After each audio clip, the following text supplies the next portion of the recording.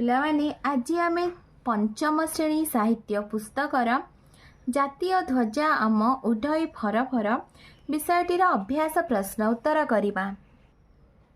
ଅଭ୍ୟାସ 1 ନମ୍ବର, ଆସ କଥାବାର୍ତ୍ତା ହେବା। କ ନମ୍ବର ପ୍ରଶ୍ନ, ଆମ ଦେଶ ପରାଧୀନ ଥିବାବେଳେ କ'ଣ ଅସୁବିଧା ହେଉଥିଲା? ଉତ୍ତର, ଆମ ଦେଶ ପରାଧୀନ ଥିବାବେଳେ ଆମେ ଅନେକ କ୍ଲେଶ ଭୋଗୁଥିଲୁ। ଖ ନମ୍ବର ପ୍ରଶ୍ନ, ଦେଶ ସ୍ୱାଧୀନ ହେବା ପରେ ଆମେ କେଉଁ କାମ କରିପାରିବା ବୋଲି କବିତାରେ କୁହାଯାଇଛି? ଦେଶ ସ୍ୱାଧୀନ ହେବା ପରେ ଆମେ ଅନେକ ଭଲ କାମ କରିପାରିବା ବୋଲି କବିତାରେ କୁହାଯାଇଛି, ଯଥା ସ୍ୱଦେଶର ସେବା, ଅଛୁଆଁଛୁଆଁ ଭେଦ ଦୂର, ବିବିଧ କାରଖାନା ପ୍ରତିଷ୍ଠା ଏବଂ ଜ୍ଞାନ ବିଜ୍ଞାନର ଉନ୍ନତି ଇତ୍ୟାଦି। ଗ ନମ୍ବର, ଜାତିର ଟେକ ରଖିବା ପାଇଁ ଆମକୁ କ'ଣ କରିବାକୁ ପଡ଼ିବ? ଉତ୍ତର, ଜାତିର ଟେକ ରଖିବା ପାଇଁ ଆମକୁ ସ୍ୱଦେଶ ସେବାକୁ ଜୀବନର ବ୍ରତ ରୂପେ ଗ୍ରହଣ କରିବାକୁ ପଡ଼ିବ। ଘ ନମ୍ବର ପ୍ରଶ୍ନ, ଦେଶର ଉନ୍ନତି ପାଇଁ କେଉଁ କେଉଁ କାମ ସ୍ୱାଧୀନ ଭାରତରେ କରାଯିବ ବୋଲି ଆଶା କରାଯାଇଛି? ଦେଶର ଉନ୍ନତି ପାଇଁ ସ୍ୱାଧୀନ ଭାରତରେ କର୍ତ୍ତବ୍ୟ ପରାୟଣ ହେବାକୁ ଆଶା କରାଯାଇଛି। ଏଥିସହିତ ସ୍ୱଦେଶ ସେବା, ଭେଦଭାବ ଦୂରୀକରଣ, ଛୁଆଁ ଅଛୁଆଁ ଭାବଠାରୁ ଦୂରରେ ରହିବା, କଳକାରଖାନା ପ୍ରତିଷ୍ଠା ଏବଂ ଜ୍ଞାନ ବିଜ୍ଞାନର ଉନ୍ନତି କରାଯିବ ବୋଲି ଆଶା କରାଯାଇଛି। ୱ ନମ୍ବର, ଆମେ କାହିଁକି ମଥା ନୋଇବୁ ନାହିଁ ବୋଲି କବି କହିଛନ୍ତି? ଉତ୍ତର, ଆମେ ବୀର ଜାତି, ଆମେ ଯେଉଁ କଥା କହିବୁ ସେହି କାମକୁ ପ୍ରାଣ ଦେଇ କରିବୁ, ତେଣୁ ଆମେ ମଥା ନୋଇବୁ ନାହିଁ ବୋଲି କବି କହିଛନ୍ତି। 2 ନମ୍ବର, ଉତ୍ତର ଲେଖିବା। କ ନମ୍ବର ପ୍ରଶ୍ନ, କଥାକୁ କିପରି କାର୍ଯ୍ୟରେ ପରିଣତ କରିପାରିବା ବୋଲି କବିତାରେ କୁହାଯାଇଛି? ଉତ୍ତର, କଥାକୁ ପ୍ରାଣ ଦେଇ କାର୍ଯ୍ୟରେ ପରିଣତ କରିପାରିବା ବୋଲି କବିତାରେ କୁହାଯାଇଛି। ଖ ନମ୍ବର ପ୍ରଶ୍ନ, ସ୍ୱାଧୀନ ଭାରତର ଶିଶୁମାନେ ମର୍ତ୍ତ୍ୟପୁରୀରେ କି ପରିବର୍ତ୍ତନ ଆଣିପାରିବା କଥା କବି କହିଛନ୍ତି? ଉତ୍ତର, ସ୍ୱାଧୀନ ଭାରତର ଶିଶୁମାନେ ମର୍ତ୍ତ୍ୟପୁରୀରେ ସ୍ୱର୍ଗର ସୁଷମ ଖେଳାଇ ପରିବର୍ତ୍ତନ ଆଣିପାରିବା କଥା କବି କହିଛନ୍ତି। ଗ ନମ୍ବର ପ୍ରଶ୍ନ, କେଉଁ କ୍ଷେତ୍ରରେ ଆମେ ପଛରେ ରହିବା ନାହିଁ ବୋଲି ଧାରଣା ଦିଆଯାଇଛି? ଉତ୍ତର, ଜ୍ଞାନ ବିଜ୍ଞାନ କ୍ଷେତ୍ରରେ ଆମେ ପଛରେ ରହିବା ନାହିଁ ବୋଲି ଧାରଣା ଦିଆଯାଇଛି। ଘ ନମ୍ବର ପ୍ରଶ୍ନ, କେଉଁମାନେ ପ୍ରତିଜ୍ଞା କରିବା କଥା କବିତାରେ ପ୍ରକାଶ ପାଇଛି?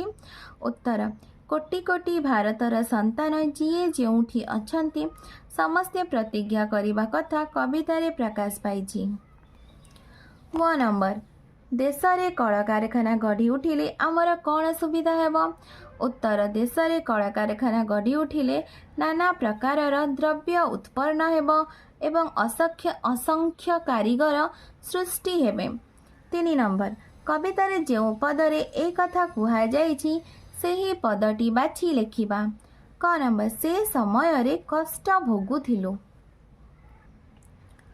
ବିଦେଶୀ ଶାସନରେ ଅଧୀନ ଥିଲା ଦେଶ, ସେକାଳେ ଭୋଗୁଥିଲୁ କେତେ ଯେ ଆମେ କ୍ଲେଶ। ଖ ନମ୍ବର ପ୍ରଶ୍ନ, ଦେଶ ସେବାକୁ ଜୀବନର ବ୍ରତ କରିବା। ସ୍ୱଦେଶ ସେବା ବ୍ରତ କରିବୁ ଜୀବନର, ଜାତୀୟ ଧ୍ୱଜା ଆମ ଉଡ଼ଇ ଫରଫର। ଗ ନମ୍ବର ପ୍ରଶ୍ନ, ସମସ୍ତଙ୍କ ପାଇଁ ଭଲ କାମ କରିବା। ଅଛୁଆଁ ନୁହେଁ କେହି ସଭିଏ ଭାଇ ଆମ, ସଭିଙ୍କ ହିତ ପାଇଁ କରିବୁ ଆମେ କାମ। ଘ ନମ୍ବର, ବହୁ ଜିନିଷ ସୃଷ୍ଟି ହେବ, ଦେଶରେ ଖୋଲି ଦବୁ ବିବିଧ କାରଖାନା, ଯେପରି ଉତ୍ପନ୍ନ ହୋଇବ ଦ୍ରବ୍ୟ ନାନା। ୱ ନମ୍ବର, ଯାହା କହିବୁ ତାହା ପ୍ରାଣ ଦେଇ କରିବୁ, ଆମେ ଯେ ବୀର ଜାତି ନୋଇବୁ ନାହିଁ ମଥା, କରିବୁ ପ୍ରାଣ ଦେଇ କହିବୁ ଯେଉଁ କଥା।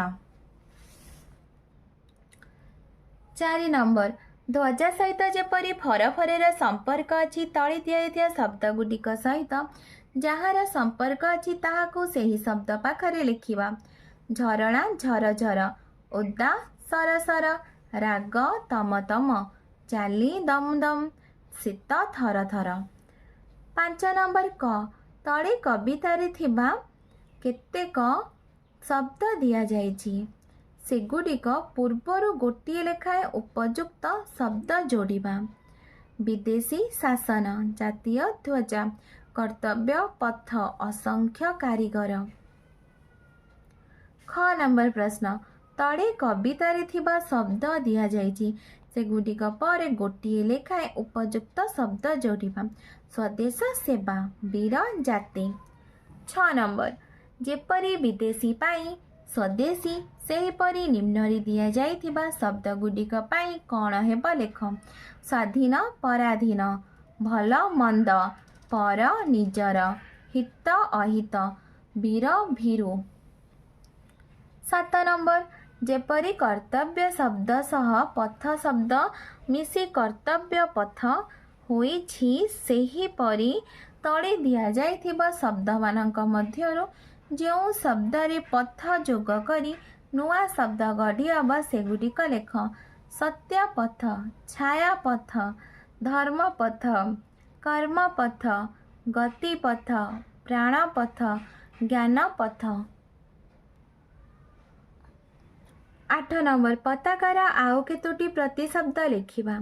ध्वजा, बाना, केतन, वैजयंत। 9 नंबर जेपरी शासनरु शासित दलरु दलीय सेहीपरि तले दिया जाइथिबा शब्द मानकर नुआ रूप लिखिबा। उत्पादन, उत्पादित, नाम, नामित, जाति, जातीय, विदेश, विदेशीय, जीवन, जीवित। 10 नंबर तले क और ख स्तंभरे किछि शब्द दिया जाइछि संपर्कित शब्द दुईटी को मिलाई जो नुआ पदटी हेउछि ताकू ग स्तंभरे लिखिबा। काम, तर तर, लुह, झर झर, राग, गर गर, वचन, खर खर, पताका, फर फर, उद्दा, सर सर। पिलामाने तुमको वीडियोटी भल लगे लाइक एंड सब्सक्राइब करिबो और निज सांग पिलामानंक सहित शेयर मध्य करिबो।